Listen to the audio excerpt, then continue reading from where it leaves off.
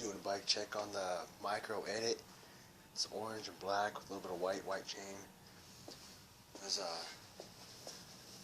kind of stock a little, but it's brand new. Did a little bit of adjustments on the hub and the cassette.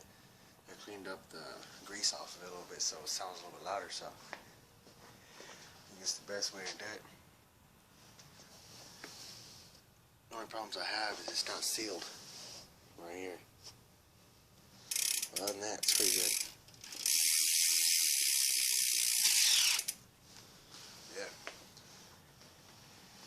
I got a couple more other bikes. I got the S&M Evolution and a Fit 2012 bike in 2013. So if you guys want to see some more videos, comment and subscribe up at the bottom down here. So thanks.